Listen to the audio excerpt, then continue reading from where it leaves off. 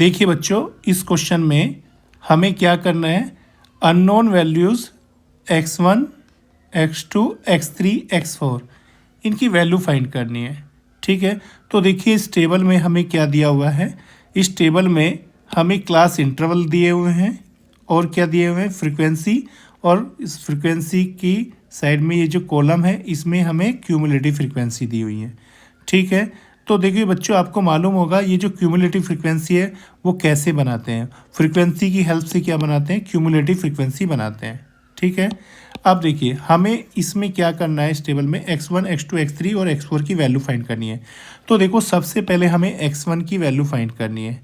तो देखिए x1 की जो वैल्यू होगी, जो क्यूमुलेटिव फ्रीक्वेंसी होती है, कोई भी क्यूमुलेटिव फ्रीक्वेंसी की वैल्यू जो होती है वो किसकी इक्वल होती है। देखिए x1 की वैल्यू किसकी इक्वल होगी, देखिए इसकी लेफ्ट वाली जो वैल्यू है ये 7 और इसके ऊपर जो ये वैल्यू है 5, इन दोनों का सम, लेफ्ट वाली का और इसके ऊपर वाली का दोनों का सम वो किसके इक्वल होगा, x1 के इक्वल। तो x1 की वैल्यू हमारी कितनी आ जाएगी, 5 + 7 = 12। ठीक है, तो देखिए इसको हम इस तरह से लिख सकते हैं। देखिए इसको हम लिख लेते हैं। पहले हमें फर्स्ट पार्ट में x1 की वैल्यू फाइंड करनी है। तो x1 की वैल्यू को हम क्या लिख सकते हैं, x1 = इसकी लेफ्ट में वैल्यू क्या है 7 और इसके ऊपर कौन सी वैल्यू है 5। तो x1 की वैल्यू कितनी आ जाएगी हमारी 12। ये हमारा आंसर आ जाएगा, x1 की वैल्यू आ जाएगी। अब हमें किसकी वैल्यू फाइंड करनी है, x2 की वैल्यू। तो देखिए x2 की वैल्यू के लिए हम क्या करेंगे, देखिए यहाँ पर 18 को चेक करेंगे। देखिए 18 की वैल्यू किसकी इक्वल होगी, इसके लेफ्ट में क्या है x2 और इसके ऊपर कौन सी वैल्यू है x1। तो x1 और x2 का सम वो किसके इक्वल होगा, 18 के इक्वल होगा। तो हम क्या लिख सकते हैं, देखिए हम लिख सकते हैं 18 जो होगा ये किसके इक्वल होगा, x1 + x2 के इक्वल होगा। ठीक है बच्चों, हमें देखिए x1 की वैल्यू हमें फाइंड हो चुकी है पहले ही। तो 18 = क्या लिख सकते हैं हम, 12 + x2। ठीक है बच्चों, देखिए इट इम्प्लाइज दैट 12 को लेफ्ट में लाएंगे तो ये 18 - 12 बन जाएगा = x2।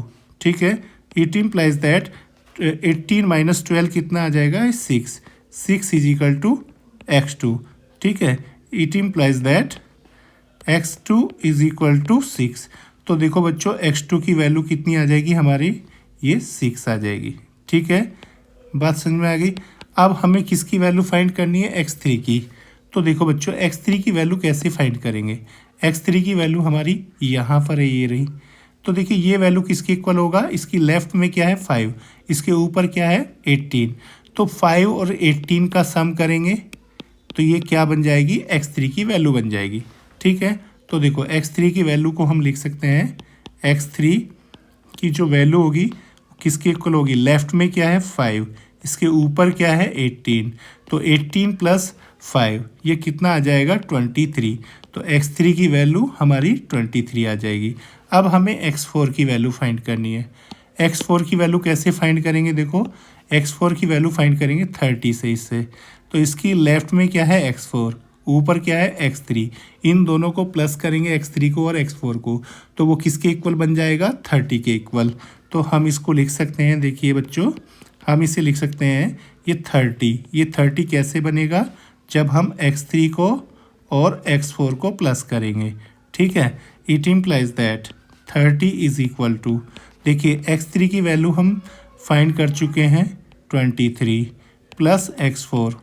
ठीक है बच्चों, तो देखिए 23 को लेफ्ट में लाएंगे तो ये 30 - 23 बन जाएगा = x4। इट इम्प्लाइज दैट 30 - 23 कितना होता है 7 = x4। It implies that x4 की वैल्यू कितनी आ जाएगी हमारी 7। ठीक है बच्चों, तो देखो x1, x2, x3, x4 चारों की वैल्यू हमारे पास आ चुकी है। ठीक है।